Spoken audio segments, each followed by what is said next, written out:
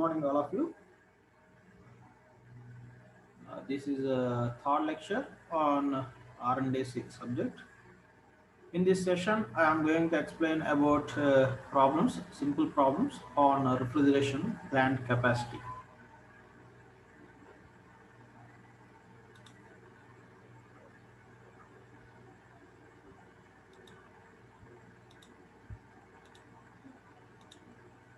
Before going to the problems, first of all, you have to know the formulas. This is a graph. Here, you have to consider amount of heat extracted in x-axis and amount of temperature. You have to consider temperature in y-axis. Okay, so ఇక్కడ x-axis మీద amount of heat extracted అంటే cooling ఎంత జరిగింది అనేది, heat అనేది ఎంత reject అయ్యింది అనేది ఇక్కడ మనం x-axis మీద తీసుకుంటాం. y-axis మీద వచ్చేటప్పటికి టెంపరేచర్స్ తీసుకుంటాం. ఇక్కడ టెంపరేచర్స్ అనేవి మనం కూల్ చేస్తాం కాబట్టి డౌన్వర్డ్ డైరెక్షన్లో ఉంటుంది. అదే ఇక్కడ అమౌంట్ ఆఫ్ హీట్ ఎక్స్ట్రాక్టెడ్ కూడా మనకి సో రివర్స్లో ఉంటుంది కాబట్టి సో ఇది కూడా లెఫ్ట్ సైడ్కి ఏరో డైరెక్షన్ తీసుకున్నాం. అంటే ఇటు సైడ్ నుంచి రైట్ సైడ్ నుంచి లెఫ్ట్ సైడ్కి తీసుకున్నాం. ఇక్కడ కూడా టాప్ నుంచి బాటమ్కి తీసుకోవాలి. Here T1 is the initial temperature of the body. For example మనం ఏదైనా ఒక ఫిష్ కానీ మీట్ కానీ, ఇప్పుడు ఫిష్ అనేది ఇప్పుడు మనకి సముద్రం నుంచి పట్టుకొని తీసుకొచ్చినప్పుడు ఆ ఫిష్ యొక్క టెంపరేచర్ అనేది సరౌండింగ్ టెంపరేచర్, అట్మాస్ఫిరిక్ టెంపరేచర్ ఉంటుంది. That is T1. Okay, that is the initial temperature. తర్వాత దాని యొక్క అంటే దాన్ని ఎక్కువ కాలం ప్రిజర్వ్ చేయడానికి ప్లస్ ఎక్కడికైనా ట్రాన్స్పోర్ట్ చేయడానికి మనం ఐస్ బాక్సెస్లో ఆ ఫిషెస్ని, ఆ మీట్ కానీ ఫిషెస్ని ఐస్ బాక్సెస్లో ప్లేస్ చేస్తాం. సో అప్పుడు ఐస్ బాక్సెస్లో ప్లేస్ చేసినప్పుడు ఫైనల్గా ఫిష్ కానీ మీట్ కానీ ఫైనల్గా ఉండే టెంపరేచర్ T2. ఓకే అండి, ఫైనల్ టెంపరేచర్ మనకి ఏ టెంపరేచర్ దగ్గర దాన్ని ప్రిజర్వ్ చేస్తున్నాం అనేది ఫైనల్ టెంపరేచర్. నెక్స్ట్ ప్రతి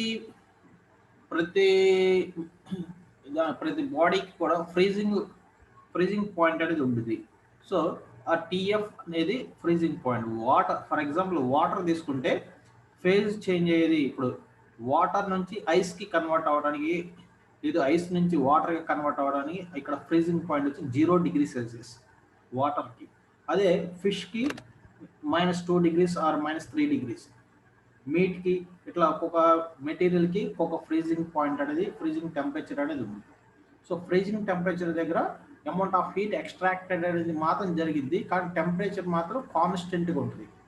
okay, so T1 is the initial temperature of the body, T2 is the final temperature of the body, and TF is the freezing temperature of the body. So ఈ 3 temperatures అనేవి మనకి given డేటాలో ప్రాబ్లమ్స్లో మనకి 3 temperatures అనేవి ఇస్తారండి. అది first identify చేయాలి మనం. తర్వాత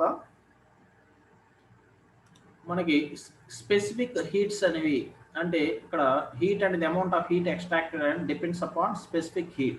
సో ఆ స్పెసిఫిక్ హీట్ అనేది ఇనీషియల్ టెంపరేచర్ నుంచి ఫ్రీజింగ్ పాయింట్కి ఎంత ఉంది, అదేవిధంగా ఫ్రీజింగ్ పాయింట్ నుంచి ఫైనల్ టెంపరేచర్కి ఎంత ఉంది అనేది 2 స్పెసిఫిక్ హీట్స్ అనేవి ఉంటాయి, C1, C2. So C1 is the specific heat of a body above freezing point, అంటే ఏ అనేది స్టార్టింగ్ ఇనిషియల్ పొజిషన్. సో మనకి T1 అనే టెంపరేచర్ ఇక్కడ ఉంది. ఇక్కడ మనకి సడన్గా టెంపరేచర్ అనేది డౌన్ చేసినప్పుడు అది ఫ్రీజింగ్ పాయింట్ కాడికి వెళ్ళినప్పుడు A to B అనేది freezing point starting. So B to C అనేది ఫ్రీజింగ్ టైం అది. ఓకేనండి, సో అది కాన్స్టెంట్గా టెంపరేచర్ మెయింటైన్ చేస్తూ ఫ్రీజింగ్ పాయింట్ కాడ కొంత హీట్ అనేది ఎక్స్ట్రాక్ట్ అయితే అంటే అక్కడ ఫేజ్ అనేది చేంజ్ అయింది. సో BC అనేది దగ్గర స్పెసిఫిక్ హీట్ అనేది మనం తీసుకోము, ఇక్కడ లేటెంట్ హీట్ అనేది తీసుకుంటాం. BC దగ్గర లేటెంట్ హీట్ అనేది తీసుకుంటాం. ఓకే, లేటెంట్ హీట్ని ఇక్కడ HFG అంటాం. ఎందుకు ఇక్కడ లేటెంట్ హీట్ తీసుకున్నాం అంటే ఇక్కడ కాన్స్టెంట్ టెంపరేచర్ అండి. సో కాన్స్టెంట్గా టెంపరేచర్ మెయింటైన్ అవుతుందో ఫేజ్ అనేది చేంజ్ అవుతుంది కాబట్టి ఇక్కడ లేటెంట్ హీట్ అనేది ఉంటుంది, స్పెసిఫిక్ హీట్ అనేది తీసుకోము. ఓకే, అదేవిధంగా ఇక్కడ మళ్ళీ ఇక్కడ చూస్తే మీకు టెంపరేచర్ అనేది ఇక్కడ వేరియేషన్ కనపడుతుంది. సో ఇక్కడ వేరియేషన్ ఉంది కాబట్టి మళ్ళీ అగైన్ స్పెసిఫిక్ హీట్ అనేది C2 అనేది ఇక్కడ తీసుకోవాలి. సో CD అనే దానికేమో C2 అనే స్పెసిఫిక్ హీట్, AB అనే దానికి C1 అనే స్పెసిఫిక్ హీట్ అనేది మనం కన్సిడర్ చేయాలి. ఓకే, HFG అనేది BC అనే దానికి. ఓకే అండి.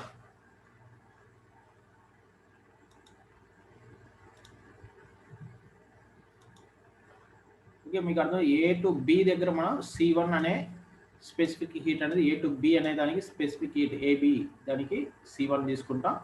నెక్స్ట్ BC అనేది కాన్స్టెంట్ టెంపరేచర్ కాబట్టి ఇక్కడ కాన్స్టెంట్ టెంపరేచర్ మెయింటైన్ కాబట్టి ఇక్కడ లేటెంట్ హీట్ అనేది HFG అనేది తీసుకోవాలి. ఓకే, HFG తీసుకుంటాం ఇక్కడ. నెక్స్ట్ C to D అనేది ఇక్కడ టెంపరేచర్ అనేది వేరీ అవుతుంది కాబట్టి ఇక్కడ మళ్ళీ స్పెసిఫిక్ హీట్ అనేది C2 అనే వాల్యూ తీసుకోవాలి మీరు. ఓకే, ఇక్కడ C1, ఇక్కడ HFG, ఇక్కడ C2. Okay, next mass. So మన ఏ మెటీరియల్ అనేది మనం కూల్ చేయాలనుకుంటున్నాం. ఫర్ ఎగ్జాంపుల్ ఫిష్ అయితే ఎంత క్వాంటిటీ ఆఫ్ ఫిష్ అనేది మనం స్టోర్ చేయాలనుకుంటున్నాం, that is M, total weight or total mass of the body or fish or meat. Okay, or ice. Okay, next QAD, A అనే point నుంచి B అనే పాయింట్కి heat అనేది ఇక్కడ డౌన్ అయినప్పుడు ఎంత అమౌంట్ ఆఫ్ హీట్ అనేది ఇక్కడ రిజెక్ట్ చేసాం బయటికి, సరౌండింగ్స్కి ఎంత అమౌంట్ ఆఫ్ హీట్ అనేది ట్రాన్స్ఫర్ చేసాం, that is amount of heat extracted, that is equal QAB, that is process A to B. Okay, similar way from point B to C at freezing temperature దగ్గర at TF అనే temperature దగ్గర ఎంత amount of heat అనేది extract అయింది అనేది QBC. Okay, అదేవిధంగా QCD అనేది ఏంటంటే amount of heat extracted from freezing point temperature to final temperature. Okay, QCD. ఈ టోటల్ QAB, QBC, QCD ఈ టోటల్ 3 వాల్యూస్ని మనం యాడ్ చేస్తే వచ్చేది from point A to D total heat extracted from the body. QAD is the total heat extracted from the body. Okay, QAD equal to QAB అంటే initial temperature నుంచి freezing పాయింట్కి వచ్చినప్పుడు ఎంత హీట్ అనేది ట్రాన్స్ఫర్ అయ్యాం, అదేవిధంగా ఫ్రీజింగ్ పాయింట్ దగ్గర కాన్స్టెంట్కి ఎంత హీట్ ట్రాన్స్ఫర్ చేసింది, తర్వాత ఫ్రీజింగ్ పాయింట్ నుంచి ఫైనల్ టెంపరేచర్కి ఎంత హీట్ ఎక్స్ట్రాక్ట్ చేసిన, టోటల్ ఈ 3 వాల్యూస్ని మనం టోటల్ సమ్ చేస్తే వచ్చేది total heat extracted by the body. Okay, so మనకి కెపాసిటీ ఆఫ్ ది ప్లాంట్ అనేది ఫైండ్ అవుట్ చేయాలంటే ఈ QAD అనేది వెరీ వెరీ ఇంపార్టెంట్ అండి. So total amount of heat extracted అనేది very very important. Okay, capacity of the plant అనేది depends upon value of QAD.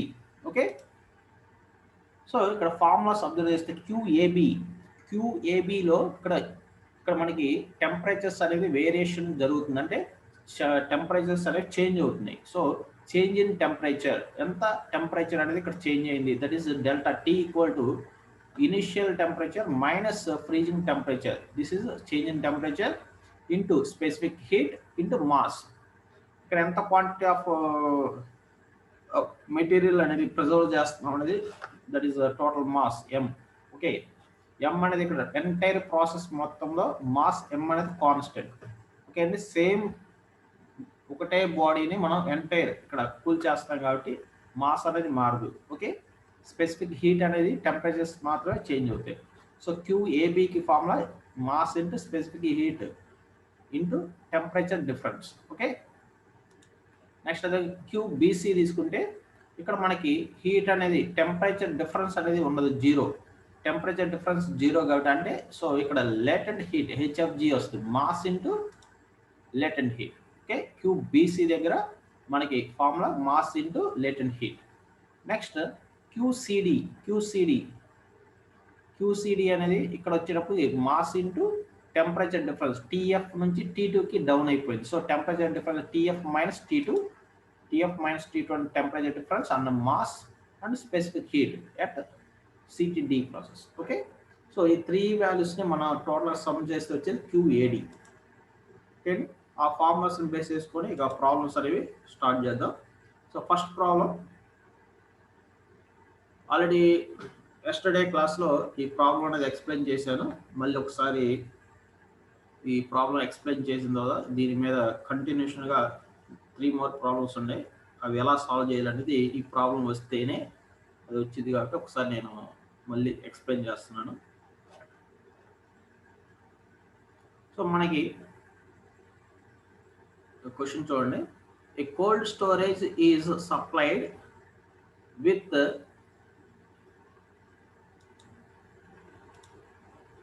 a cold storage is supplied with 8000 kg of fish. So ఇక్కడ ఏ మెటీరియల్ని మనకి ఇక్కడ freeze చేయాలనుకుంటున్నారండి? ఏ material ఇక్కడ మనకి ఫిష్ని ఇక్కడ చూస్తే మీకు ఫిష్ అనే దాన్ని ఇక్కడ ఫ్రీజ్ చేయాలనుకుంటున్నారు. సో అది ఎంత టెంపరేచర్ అనేది ఇక్కడ ఎంత అమౌంట్ అనేది ఇచ్చారు, అదేవిధంగా ఎంత టెంపరేచర్ దగ్గర ఫ్రీజ్ చేయాలనేది కూడా ఇక్కడ ఉంది. సో ఇక్కడ మనకి temperature of 30 degrees Celsius. Okay అండి, fish at a temperature of 30 degrees Celsius. For preserving the fish the temperature is to be maintained at -10 degrees Celsius in 10 hours. So ఇక్కడ మనకి total mass m equal to 8000 and temperature this is +30 degrees with -10 degrees. So +30 degrees is the initial temperature T1. Is T1 temperature,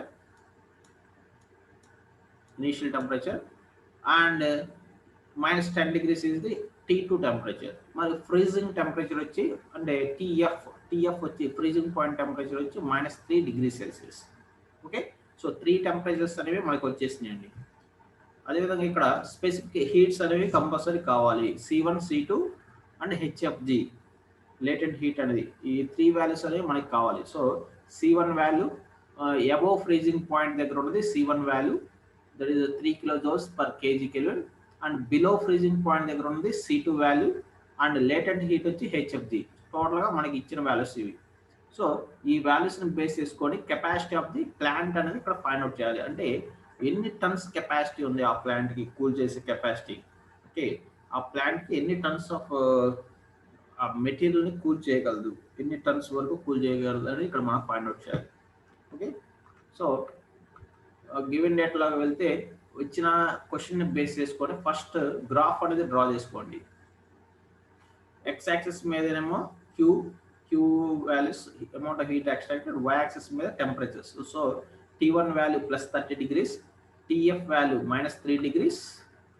T1 is the initial temperature, TF is the freezing point temperature, and T2 is the final temperature. So final గా మనం ఇక్కడ చూసి observe చేస్తే initial గా fish అనేది ఎంత temperature ఉంది, 30 degrees Celsius temperature ఉంది. సో 30 degrees Celsius టెంపరేచర్ ఉన్న ఫిష్ ని -10 degrees దగ్గర ప్రిజర్వ్ చేయాలనుకుంటున్నాం. ఓకే అండి, సో ఇక్కడ మనకి స్టార్టింగ్ లో ఉన్న టెంపరేచర్ ఇది +30 degrees, ఇది -10 degrees. సో ఈ ఫేజ్ అనేది చేంజ్ అయ్యేటప్పుడు ఇక్కడ మధ్యలో ఫ్రీజింగ్ పాయింట్ని రీచ్ అయ్యి ఫ్రీజ్ అవ్వాలి. సో అందుకని ఇక్కడ మనకి ఫ్రీజింగ్ టెంపరేచర్ అనేది very very important. Okay, so ఇక్కడ ఫ్రీజింగ్ టెంపరేచర్ దగ్గర ఇక్కడ చూడండి మీరు, టెంపరేచర్ అనేది కాన్స్టెంట్ ఉంటుంది బట్ హీట్ మాత్రం ఎక్స్ట్రాక్ట్ అయింది. Okay, next C1 value, C2 value and HFG values ఎంత ఇచ్చారు చూడండి. C1 value 3, C2 value 1.25 and HFG that is latent heat వచ్చి 230 kilojoules per kg. Okay, so ఈ 6 వాల్యూస్ అనేవి మనకి క్వశ్చన్ నుంచి మనకు వచ్చిన గివెన్ డేటా వాల్యూస్. సో ఈ వాల్యూస్ని బేస్ చేసుకొని కెపాసిటీ ఆఫ్ ది ప్లాంట్ అనేది ఫైండ్ అవుట్ చేయాలి. So capacity of the plant అనేది మనకి రావాలంటే first total amount of heat అనేది ఎంత ఎక్స్ట్రాక్ట్ చేస్తున్నాం అనేది అది వస్తేనే, QAD అనే వాల్యూ వస్తేనే కెపాసిటీ ఆఫ్ ది ప్లాంట్ అనేది ఫైండ్ అవుట్ చేయగలం. సో ఫస్ట్ QAD అనే వాల్యూ ఫైండ్ అవుట్ చేయండి. QAD వాల్యూ ఫైండ్ అవుట్ చేయాలంటే QAB, QBC, QCD 3 వాల్యూస్ వస్తేనే QAD వస్తుంది. సో ఫస్ట్ ఇక్కడ మనకి అబ్జర్వ్ చేస్తే ఎంటైర్ ప్రాసెస్ మొత్తంలో మాస్ అనేది సేమ్గా ఉంటుంది. సో మాస్ కూడా వెరీ వెరీ ఇంపార్టెంట్ అండి. ఓకేనా, మాస్ కెపాసిటీని బట్టే ప్లాంట్ అనేది ఉంటుంది. సో మాస్ వచ్చి 8000 kgs ఇచ్చాడు కాబట్టి సో M = 8000. నెక్స్ట్ నేను QAB వాల్యూ ఫైండ్ అవుట్ చేయాలను. QABకి ఇక్కడ ఏంటి, T1 టెంపరేచర్ నుంచి ఫ్రీజింగ్ పాయింట్ టెంపరేచర్కి కూల్ చేస్తున్నాను. ఫస్ట్ T1 ఇనిషియల్ టెంపరేచర్ నుంచి ఫ్రీజింగ్ పాయింట్కి కూల్ చేసినప్పుడు ఎంత అమౌంట్ ఆఫ్ హీట్ ఎక్స్ట్రాక్ట్ అయింది అనేది తీసుకుంటే QAB equal to mass into specific heat into temperature difference. Okay, so MC1 T1 minus TF. So ఈ values M value 8000, C1 value ఇక్కడ మనకు ఆల్రెడీ 3 ఇచ్చారు, T1 value plus 30 degrees minus of TF value -3. Okay, టోటల్గా 79,200 kilo joules. So ఇది heat, Q అనే value ఏంటి, heat. So హీట్కి units joules. So ఇక్కడ మనకి యూనిట్స్ ఇక్కడ అబ్జర్వ్ చేస్తే స్పెసిఫిక్ హీట్ అనేది కిలో జౌల్స్లో ఉంది కాబట్టి సో మనకు ఆన్సర్ కూడా కిలో జౌల్స్లో వస్తుంది. ఓకే అండి, C1 C2 values HFG values ఇవన్నీ కిలో జౌల్స్లో ఉంది. ఓకే అండి, next QBC value find out చేయండి. QBCలో టెంపరేచర్ అనేది డిఫరెన్స్ అనేది 0. సో ఇక్కడ లేటెంట్ హీట్ అనేది వస్తుంది, మాస్ ఇంటూ లేటెంట్ హీట్. దీని formula QBC equal mass into latent heat. So ఈ ఆన్సర్ వచ్చి 184,000 kilo joules. And third one QCD వాల్యూలో ఇక్కడ టెంపరేచర్ డిఫరెన్స్ అనేది TF minus T2. Okay, mass into C2 into TF minus T2. So ఇది QCD value. So మన QAB వచ్చింది, QBC వచ్చింది, QCD వచ్చింది. So ఈ 3 వాల్యూస్ని మనకి యాడ్ చేస్తే వచ్చింది QAD value. So QAD equal total amount of heat extracted. Okay, so ఆ వాల్యూస్ సబ్స్టిట్యూట్ చేస్తే కనుక మనకి టోటల్ QAD ఈక్వల్ టు నాకు 2702,000 kilo joules total heat extracted value నాకు ఇది వచ్చింది value answer. Okay, so amount of heat extracted from the body from the fish equal to 2702,000 kilojoules. Okay, that value is equal to the refrigeration effect. Okay, అంటే మనం అదంతా cool చేసాం కదండి. So ఇక్కడ ఏం జరిగింది, మనం అమౌంట్ ఆఫ్ హీట్ ఎక్స్ట్రాక్టెడ్ అంటే మీనింగ్ ఏంటి, ఆ ఫిష్ నుంచి ఆ హీట్ని బయటికి పంపించామంటే ఆ ఫిష్కి మనం ఇప్పుడు రిఫ్రిజిరేషన్ అనేది అక్కడ ప్రాసెస్ జరిగినట్టు. సో అందుకని మనకి amount of heat extracted equal to refrigeration effect. Okay, refrigeration effect equal to QAD equal to values 2702,000. Okay, so మనకి ఆల్రెడీ ఎంత టైం వరకు ఫ్రీజ్ చేయాలనేది మనకి ఇచ్చారండి. గివెన్ డేటాలో 10 అవర్స్ పాటు ఆ ఫిష్ని ఫ్రీజ్ చేయాలని మనకి గివెన్ డేటాలు ఇచ్చారు. So total time required to freeze the body equal to 10 hours. So 10 hours మినిట్స్లో మార్చండి. Okay, 10 into 60 minutes equal to 600 minutes. So total minutes 600 minutesకి ఎంత కెపాసిటీ అనేది మనం ఇక్కడ ఫైండ్ అవుట్ చేయాలి. సో ఇక్కడ మనకి ఫార్ములా తీసుకుంటే capacity of the plant is equal to refrigeration effect by time. Okay అండి, కెపాసిటీ అనేది ఇక్కడ వాట్స్లో వస్తుంది, కిలో వాట్స్ లేదంటే టన్స్ ఆఫ్ రిఫ్రిజిరేషన్లో వస్తుంది. సో ఇక్కడ రిఫ్రిజిరేషన్ ఎఫెక్ట్ మనకి ఆల్రెడీ తెలుసు, టైం ఆల్రెడీ ఇచ్చారు కాబట్టి సబ్స్టిట్యూట్ చేస్తే మనకి ఫైనల్గా capacity of the cold storage అనేది కిలో జౌల్స్ పర్ మినిట్లో వాల్యూ ఇదండి.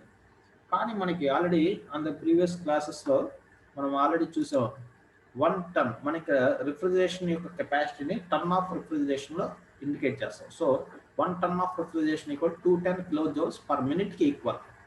ఓకే అండి, so each 210 kilojoules per minute 1 ton of రిఫ్రిజిరేషన్గా మనం చూడవచ్చు.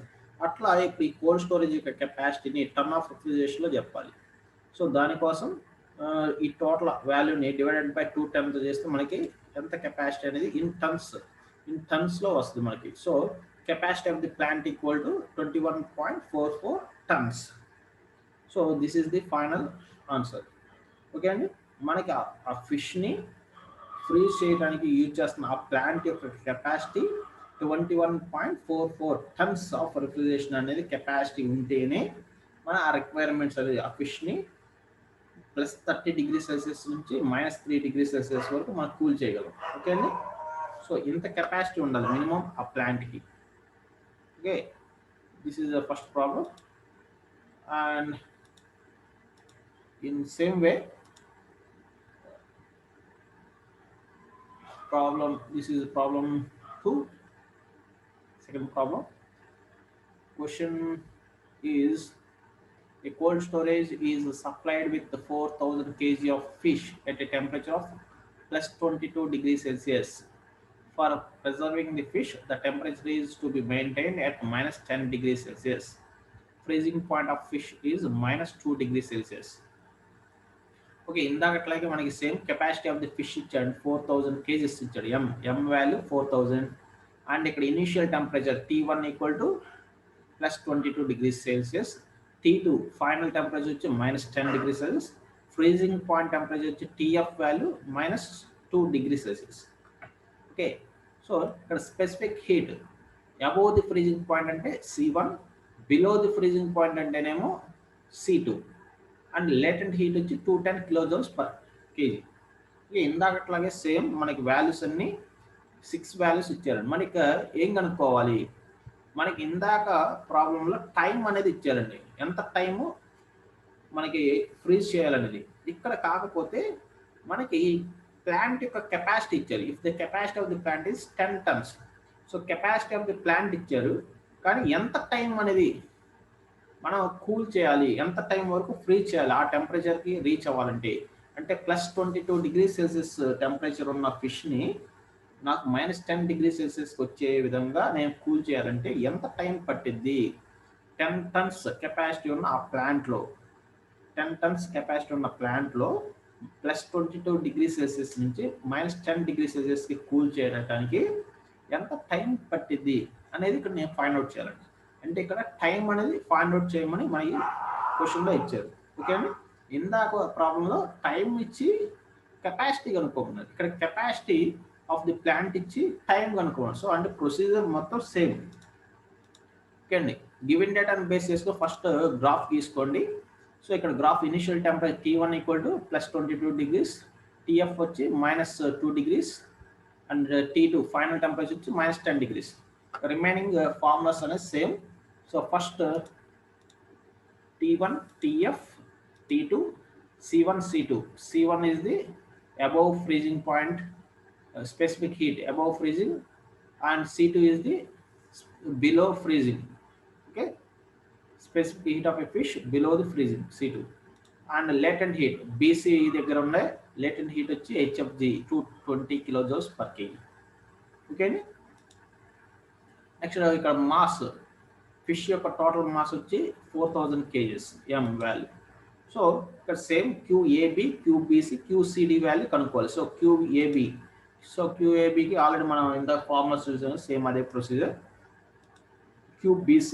QBC వాల్యూ ఇక్కడ లేటెంట్ హీట్ కాబట్టి mass into latent heat. Next QCD అనేది ఇక్కడ మన C అనే పాయింట్ నుంచి Dకి అంటే ఫ్రీజింగ్ పాయింట్ నుంచి ఫైనల్ టెంపరేచర్కి హీట్ ఎక్స్ట్రాక్ట్ చేయడానికి formula mass into specific heat into temperature difference. Okay అండి, సేమ్ ప్రొసీజర్ అనేది సేమ్గా తీసుకున్నాం. సో ఇక్కడ టోటల్గా ఇప్పుడు ఎంత టోటల్ అమౌంట్ ఆఫ్ హీట్ అనేది ఎంత ఎక్స్ట్రాక్ట్ చేస్తామనేది QAD. సో QAD రావాలంటే QAB plus QBC plus QCD. Okay, so ఈ 3 వాల్యూస్ని QAB value, QBC value, QCD value, ఈ 3 వాల్యూస్ని యాడ్ చేస్తే నాకు వచ్చేది total amount of heat extracted QAD వస్తుంది. ఓకే అండి, సో యాడ్ చేస్తే నాకు QAD value 1208,000 kilojoules. So total amount of heat extracted అనేది ఎంత హీట్ అనేది బయటికి పంపించాం అనేది ఇక్కడ మనకు వచ్చిందండి. సో QAD, ఈ QAD అనేది దేనికి ఈక్వల్ అన్నాం ఇందాక, రిఫ్రిజరేషన్ ఎఫెక్ట్కి ఈక్వల్ అయింది. ఓకే అండి, మనం ఇక్కడ హీట్ అనేది బయటికి పంపించేసామంటే అక్కడ రిఫ్రిజరేషన్ అనేది మనం ప్రొవైడ్ చేసినట్టు. So that value equal to refrigeration effect. Okay, so మనకి ఆల్రెడీ ఇక్కడ మనకి చూస్తే టైం అనేది కనుక్కోమన్నారు. ఇక్కడ టైం కనుక్కోవడం మనకి అసలు ఫార్ములా స్టోరేజ్ కెపాసిటీకి ఫార్ములా ఏంటి, రిఫ్రిజరేషన్ ఎఫెక్ట్ బై టైం. మన గివెన్ డేటా నుంచి కెపాసిటీ ఆఫ్ ది ప్లాంట్ అనేది 10 tons అని ఇచ్చారండి.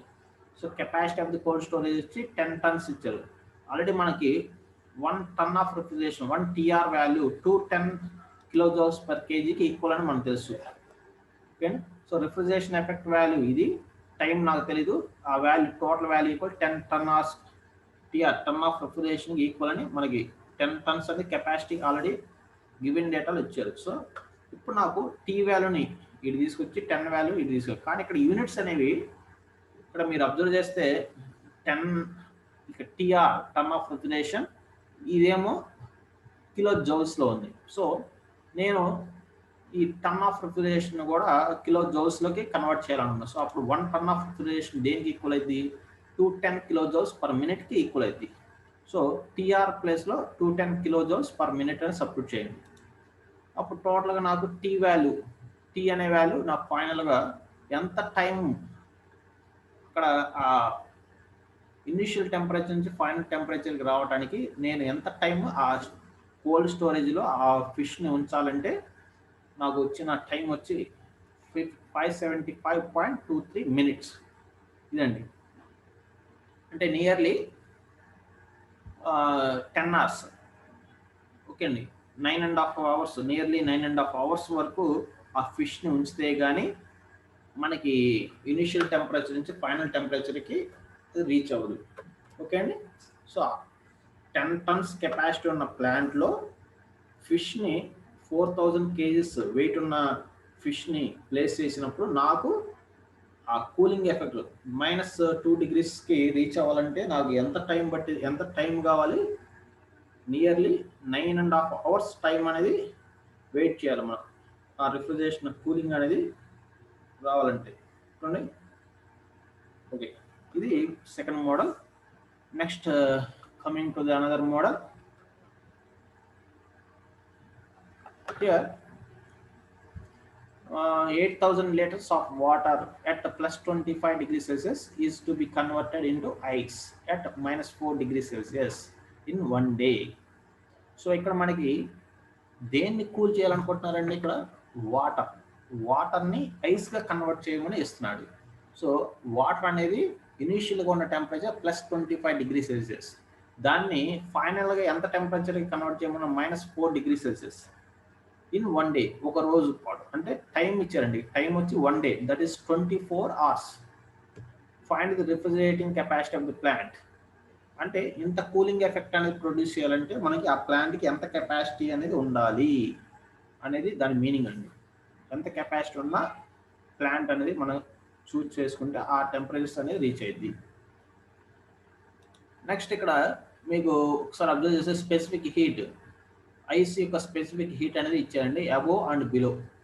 ఇక్కడ ఐస్ అనేది బిలో ఫ్రీజింగ్ అండ్ వాటర్కి స్పెసిఫిక్ హీట్ వచ్చి above freezing. So above freezing C1 = 4.2, C2 = 2. మరి ఇక్కడ చూడండి, హెచ్ఎఫ్జి వాల్యూ 336. ఓకే, హెచ్ఎఫ్జి ఇచ్చారు, C1 ఇచ్చారు, C2 ఇచ్చారు, T1 ఇచ్చారు, T2 ఇచ్చారు, కానీ TF అనేది ఇవ్వలేదు, ఫ్రీజింగ్ పాయింట్ టెంపరేచర్. ఇక్కడ మీరు ఒకటి అర్థం చేసుకోవాలండి, వాటర్కి ఫ్రీజింగ్ అనేది 0 డిగ్రీ సెల్సియస్ దగ్గర వస్తుంది. ఫ్రీజింగ్ పాయింట్ అనేది ఎక్కడంటే 0 డిగ్రీ సెల్సియస్. ఓకే అండి, సో అందుకని TF value 0 degree Celsius, T1 value 25, T2 value -4, TF value 0. Okay, so graph తీసుకుంటే T1 = 25 అండ్ TF వచ్చి వాటర్కి always 0 degree Celsius and T2 వచ్చి -4 degree Celsius. Okay, so T1, TF, T2. Next C1 A to B, water యొక్క specific heat 4.2, that is C1. Next C to D, specific heat C2 అనేది ఐస్కి ఉన్న specific heat, that is C2 = 2. And ఇక్కడ BC దగ్గర ఉండేది latent heat వచ్చి 336 kJ/kg. Next total mass ఇక్కడ వచ్చి 8,000 లీటర్స్ ఆఫ్ వాటర్ని కూల్ చేయాలి. సో ఇక్కడ నేను 8,000 లీటర్స్ ఇచ్చారు, లీటర్స్ని ఆల్వేస్ మనకి కేజీలో మార్చండి. So 1 litre = 1 litre of water. ఇక్కడ స్పెసిఫిక్గా చూడండి, వాటర్కి మాత్రమే 1 లీటర్ = 1 kg. అదే ఆయిల్స్ కానీ, ఓకే అండి, డాల్డా, కిరోసిన్, ఈ టైప్ ఆఫ్ లిక్విడ్స్కి అయితేనేమో మనకి చేంజ్ అయ్యింది వాల్యూ. 1 లీటర్ తీసుకుని 1 kg అనేది ఉండదండి. రిమైనింగ్ లిక్విడ్స్ అయితే వాటర్కి మాత్రమే 1 kg = 1 litre. Okay, so 8,000 litres అనేది ఇచ్చారు కదా, దాన్ని = 8,000 kgsగా తీసుకోండి. సో M అనేది ఇది. సో నెక్స్ట్ రిమైనింగ్ ప్రొసీజర్ అనేది సేమ్, కెపాసిటీ అనేది ఫైండ్ అవుట్ చేయడమే. సో ఫిష్ ప్లేస్లో ఇక్కడ వాటర్ అనేది ఉందంతే. సేమ్ ప్రాబ్లం అనేది ఫస్ట్ ప్రాబ్లం యొక్క మోడల్ సేమ్ అదే ప్రొసీజర్ అండి. సో ఫస్ట్ QAB కనుక్కోండి, QAB = MC1 T1 - TF. Next QBC కనుక్కోండి. ఇక్కడ లేటెంట్ హీట్ కాబట్టి mass and HFG. Next QCD value find out చేయండి. ఓకే అండి.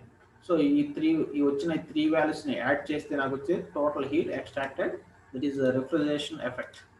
ఓకే, సో నాకు ఆ 3 వాల్యూస్ని యాడ్ చేస్తే వచ్చిన వాల్యూ ఇది. సో ఇది రిఫ్రిజరేషన్ ఎఫెక్ట్కి ఈక్వల్. So refrigeration effect equal to క్యూఏడి.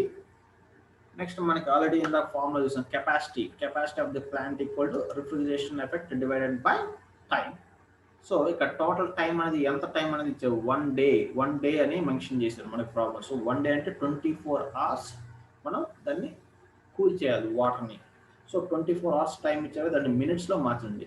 24 అంటే 24 × 60 minutes. ఓకే, టోటల్ టైం అనేది ఎంత మనకి ఫ్రీ చేయాల్సింది, 24 × 60 minutes. So formula capacity of the plant equal to refrigeration effect divided by time.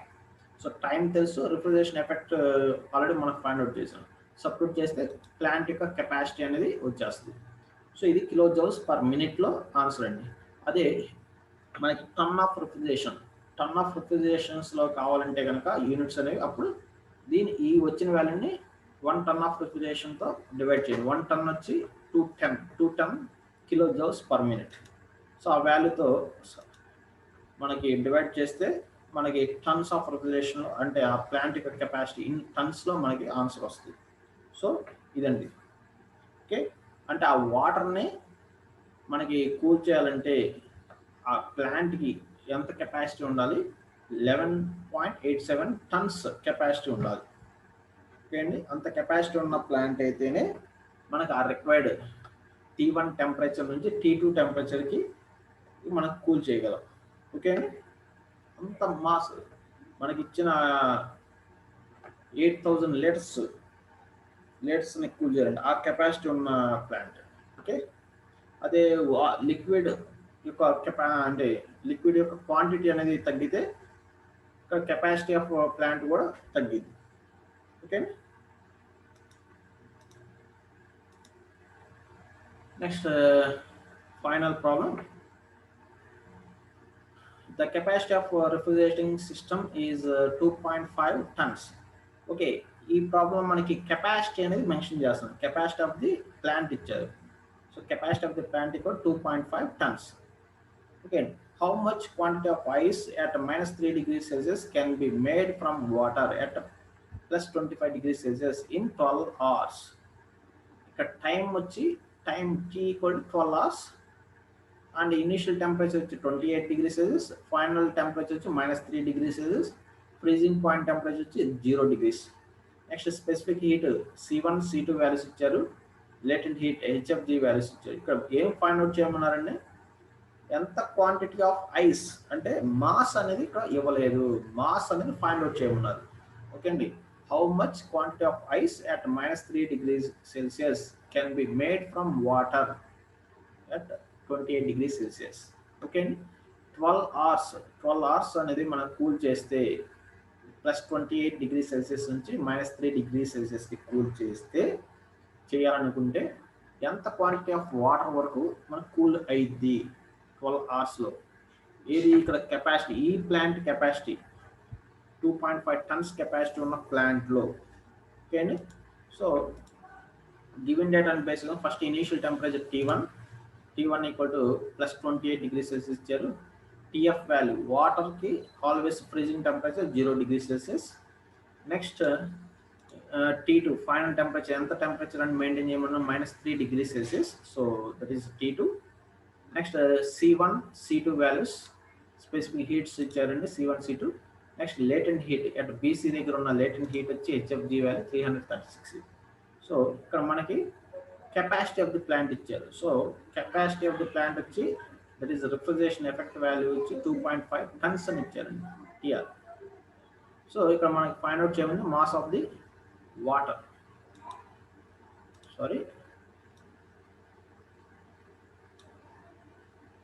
Mass of ice. Okay, ఇక్కడ మనం ఫైండ్ అవుట్ చేయాల్సింది ఎంత క్వాంటిటీ ఆఫ్ ఐస్ అనేది ఇక్కడ మనం కూల్ చేయగలవు అనేది ఇక్కడ ఫైండ్ అవుట్ చేయాలి. సో క్యూఏబి సేమ్ ఫార్ములాస్ అనేవి సేమ్ అండి. క్యూఏబి, క్యూబీసీ, క్యూసిడి వాల్యూస్ ఫైండ్ అవుట్ చేయాలి. సో ఫస్ట్ క్యూఏబి T1 టెంపరేచర్ నుంచి TFకి కూల్ చేయడానికి. నెక్స్ట్ క్యూబీసీ అనేది ఏంటి, అట్ ఫ్రీజింగ్ పాయింట్ టెంపరేచర్ దగ్గర B to C at TF temperature, constant temperature అండి. నెక్స్ట్ క్యూసిడి అనేది ఏంటి, ఇక్కడ వచ్చి C to D అనే ప్రాసెస్. సో ఫ్రీజింగ్ పాయింట్ నుంచి ఫైనల్ టెంపరేచర్కి రీచ్ అవ్వడానికి ఎంత హీట్ ఎక్స్ట్రాక్ట్ చేయాలి, that is QCD. So QAB, QBC, QCD. So formulas అనేవి సేమ్. ఓకే, తర్వాత టోటల్ హీట్ ఎక్స్ట్రాక్టెడ్ అనే దానికి formula QAB plus QBC plus QCD. Okay, so this is the final value. Okay, so total amount of heat extracted equal to capacity of the plant. Already capacity of the plant అనేది 2.5 tons అనేది ఇచ్చారు. Okay అండి. So ఇక్కడ మనం కనుక్కుంటే ఇక్కడ equation అనేది ఒకసారి మీరు అబ్జర్వ్ చేస్తే ఇక్కడ నాకు m అనే వాల్యూ, ఇక్కడ ఫార్ములాస్లో m అనే వాల్యూ నాకు తెలియదండి. సో అందుకని ఇక్కడ ఆన్సర్ అనేది ఇన్ టర్మ్స్ ఆఫ్ mlలోనే మాస్ అనే దాంట్లోనే ఇక్కడ మీరు అబ్జర్వ్ చేస్తే QAB value 117.6 m kilo joules per KG.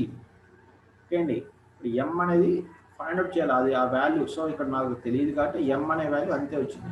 So ఈ 3 వాల్యూస్ని యాడ్ చేయండి. సో ఇక్కడ 3 వాల్యూస్ని యాడ్ చేస్తే నాకు వచ్చిన వాల్యూ, ఈ m అనేది సేమ్ అన్నిట్లో కామన్గా ఉంది. సో m అనేది, సో ఇక్కడ క్యూఏడి వచ్చింది. క్యూఏడి అనేది in terms of refrigeration effect. So already మనకి కెపాసిటీ ఆఫ్ ది ప్లాంట్ అనేది ఇచ్చారు. Capacity of the plant equal to total heat extracted. So QAD equal to refrigeration effect. So మనకి ఇక్కడ 2.5 tons అని ఇచ్చారండి. ఆల్రెడీ 2.5 టన్స్ కెపాసిటీ ఇచ్చారు. So 2.5 టన్స్లో 1 ton of refrigeration equal 2 10. So 2.5 to 10 equal 525 kilo joules per minute. So ఇక్కడ refrigeration effect అనే దానికి మనకు already capacity of the plant formula తెలుసు. Capacity of the plant formula ఏంటండి, refrigeration effect by time. So ఇక్కడ మనకి capacity of the plant వచ్చి 525 kilo joules per minute substitute చేయండి. అదేవిధంగా రిఫ్రిజరేషన్ ఎఫెక్ట్ వాల్యూ నాకు వచ్చింది ఆల్రెడీ 459.9 m. నెక్స్ట్ అదేవిధంగా టైం వచ్చి మనకి రిక్వైర్డ్ టైం 12 hours అని ఇచ్చారండి. 12 hours పాటు మనకి కూల్ చేయమని ఇచ్చారు వాటర్ని. So that is 12 into 60 is the total time. So ఇక్కడ సబ్స్టిట్యూట్ చేస్తే లెఫ్ట్ సైడ్ వచ్చి 525, రైట్ సైడ్ వచ్చి ఇక్కడ m అనే వాల్యూ, అన్నోన్ వాల్యూ అవుతుంది. సో m అనే వాల్యూ ఫైండ్ అవుట్ చేయండి అంటే క్రాస్ మల్టిప్లికేషన్ చేస్తే m అనే వాల్యూ మనకు వస్తుంది. సో m అనేది ఏంటి, total mass of ice produced. ఎంత అమౌంట్ ఆఫ్ ఐస్ అనేది ఇక్కడ ప్రొడ్యూస్ అయ్యిద్దంటే 821.91 kgs ఆఫ్ ఐస్ అనేది ప్రొడ్యూస్ అయ్యింది. సో 12 hours పాటు మనకి ఆ ప్లాంట్లో 12 hours పాటు 2.5 కెపాసిటీ ఉన్న 2.5 టన్స్ కెపాసిటీ ఉన్న ప్లాంట్లో 12 hours పాటు వాటర్ అనేది ఫ్రీజ్ చేస్తే ఎంత క్వాంటిటీ ఆఫ్ ఐస్ అనేది నాకు ప్రొడ్యూస్ అయిందంటే 821 kgs ఆఫ్ ఐస్ అనేది ప్రొడ్యూస్ అయింది. సో ఒక ఐస్ ప్లాంట్లో ఐస్ అనేది ఎంత క్వాంటిటీ ఆఫ్ ఐస్ అనేది నాకు 12 hours వచ్చింది అనేది ఇక్కడ నాకు ఆన్సర్ అండి. ఓకేనా, ఎంత క్వాంటిటీ ఆఫ్ ఐస్ అనేది నాకు అక్కడ ఆ ప్లాంట్లో నాకు వచ్చింది. ఓకేనా, మనం అక్కడ ప్రొడ్యూస్ చేయగలిగాం ఎంత క్వాంటిటీ ఆఫ్ ఐస్ అనేది. Okay okay friends. ఓకే, టోటల్గా 4 ప్రాబ్లమ్స్ మనం చూసాం. 4 ప్రాబ్లమ్స్ కూడా సేమ్ ఫార్ములాస్. ఓకే అండి, మాస్ టోటల్ మాస్ ఇస్తే టైం అనేది లేదా కెపాసిటీ అనేది ఫైండ్ అవుట్ చేస్తాం. ఓకే అండి, సో కెపాసిటీ ఇస్తే టైం ఫైండ్ అవుట్ చేస్తాం, టైం ఇస్తే కెపాసిటీ ఫైండ్ అవుట్ చేస్తాం. ఓకే అండి, రేపు నెక్స్ట్ క్లాస్లో టోటల్ మనకి నెక్స్ట్ టాపిక్ వచ్చేటప్పటికి రిఫ్రిజరేషన్ సిస్టమ్స్లో మనం యూజ్ చేసే డిఫరెంట్ టైప్స్ ఆఫ్ రిఫ్రిజరెంట్స్ గురించి నెక్స్ట్ క్లాస్లో మనం డిస్కస్ చేసుకుందాం. ఓకే అండి, ఓకే, థ్యాంక్ యూ.